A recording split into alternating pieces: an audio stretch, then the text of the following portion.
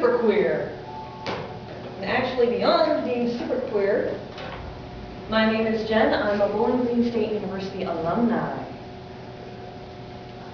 Take off all this stuff. And if you can't tell, I am white. I'm also of German, English, Irish, Scottish, Welsh, and a little bit of French origin. Though I was born right here in the United States, literally 2 hours south of here, right out in corn. I am not a veteran, nor have I ever served in the military. I am gender creative, gender neutral.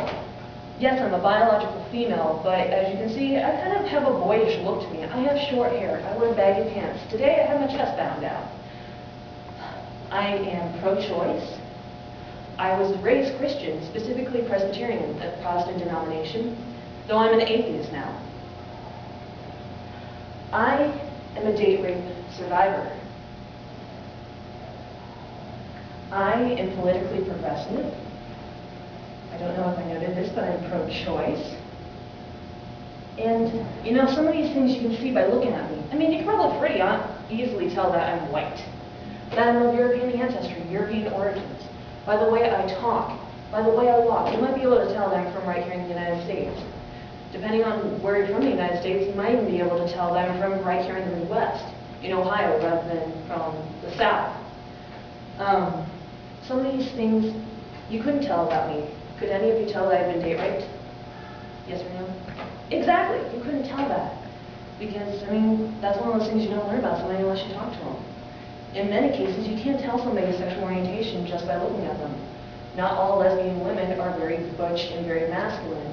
Not all gay men are flamboyant. You can't necessarily tell somebody's religion by looking at them. A lot of people around here would probably assume that a white female was Christian. And that's just because that's the commonality around here. Some people can't tell. I mean, if you were wearing religious symbols, you might be able to tell that somebody is something other than the mainstream religion for the area, but not necessarily. So what do all these things have to do with each other? Look at my notes because I'm getting nervous. All these things, each one of us represents these things on a daily basis. You walk down the street, you can tell somebody's race. Sometimes. Sometimes you can tell their race. With our culture growing more and more multiracial, that's getting harder and harder. But people walk down the street and they make assumptions. So, y'all are probably wondering why I was a big gay superhero. This is because I didn't see anything like this represented on campus. There was no radically out there, completely open, undeniable gay presence on campus at BG when I was a student here, 2006 to 2008. So I went to a conference, and I went to a pride festival, and I learned so many things from that conference. And when I went to this pride festival, the feeling there, you walked in there and you felt like you were home. You were surrounded by people who did not discriminate against you by your sexual orientation, your gender identity. And there were so many straight supporters there. So many heterosexuals that just thought it was wonderful to be gay or to be transgender or to be any multitude of the alphabet soup that is generally associated with gay culture. So, with that knowledge I gained at that Pride Festival, and that feeling of acceptance and pride and whatnot that I had gotten from the academic conference, we'll switch that, I took those and I combined those in one warm fall day in 2007. And Vision, the local LGBT student group, lesbian, gay, bisexual, transgender student group, was holding an event, a protest, in order to mark Coming Out Week, which is a week-long event associated with celebrating coming out, being open with who you are. So I was in my dorm room. I grabbed a rainbow wristband. I had spiked up my hair because I had mohawk at that point. I grabbed my rainbow belt. Grabbed my rainbow flag just for the hell of it. I mean, hey, rainbows. You gotta love them. And I went up to the Vision office to grab some posters. And kind of these thoughts of a character had been stewing in my head over the last couple of months, so I went for it. I cut out a big piece of construction paper to the shape of a Q to represent queer. Queer, obviously, super queer. Queer is an umbrella term associated with the lesbian, gay, bisexual, transgender community. And also pink because it's a gender color. I mean, you see pink and you generally see or feel or assume feminine, right? Yes, I love to see nodding heads. Thank you, guys. I made a mask out of a black and a pink triangle. Black triangle worn by women were forced to wear this during the Nazi oppression if they were lesbian. Pink triangle. During the Nazi oppression, gay men were forced to wear this. This represented history. The pink and the vision t-shirt, that represented the here and now, what we were trying to do as a community. So I tossed all that on and I went racing out the student union. I went up to the group of protesters and was like, "Greetings, citizens, I am super queer." And they looked at me and said, "Jen, what the fuck are you doing?" And they were like, "Okay, go for it." So I start racing around the campus. And people would see me go by and go, "What the fuck, there's a big gay superhero." And then they would go over and talk to the protesters. So I got the exposure, the protesters got the message across.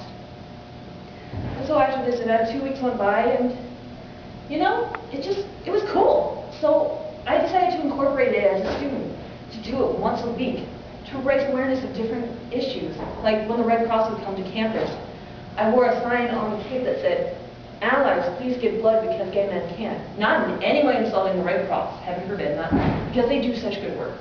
Not in any way insulting the Red Cross, but bringing awareness to an issue that, at least at that time, I'm not sure if the policies have changed or not, but at that time, gay men were banned from giving blood ever if they've had one sexual experience. Even if it was the first time, even if it was with a condom. They were banned for the rest of their lives from giving blood. So it didn't in any way insult the Red Cross, but I brought awareness to the issue. And actually, people from the Red Cross came up and thanked me for it. And so, season went on another day, World AIDS Day. I walked around with a sign that says, "Don't like rubbers, that's a crime. Use a condom every time." Yes, and people laughed, but they got the message. And that's a very important thing.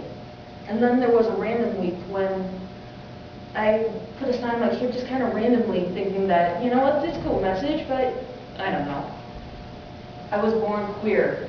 I chose to be super. It was actually an ally who later came up to me and said, you know what, that message meant a lot. Because ultimately, I was born queer. I chose to be super. Actually meant,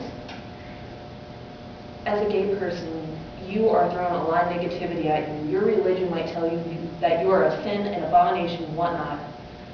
Society around you, if you're from a conservative area like I was, they're going to tell you that you are disgusting, and that you're bad, even if you've done nothing wrong. I never smoked, I never did drugs, I never drank, I never had sex before I turned 21. I got good grades. I was a good kid. And yet in high school, I was told I was just this disgusting thing just because I happen to want to have a wife rather than having a husband. So rather than taking all that negativity and just hurting yourself with it, I took that negativity and I turned it into something positive. I took all those emotions and I created a big gay superhero. I spoke out. I stood up for what I believed in. I changed minds. So, obviously, you don't need to go around being a big gay superhero or being a big superhero from whatever group you belong to. But your student groups, every one of you belong to a student group. That's why we're here today. It's a student group. You can do different things. Raise awareness of different things in your culture. Krishna was just telling me today about a festival that her culture just celebrated. And that was totally awesome, because I didn't know that. And so for a student group to maybe put on a celebration of that, like she said the student group did here at BG, having posters, welcoming everybody to it, even going as far as to email professors. A lot of professors who are teaching one-on-one classes in the humanities and in the social sciences, they require their students to go to different cultural events just to expose them to it. So those are ways to help wrangle in people. Put up your signs, put up your posters, make it in a place that is very visible, that a lot of people just naturally go near on campus. And that will help people learn about your culture. And a big thing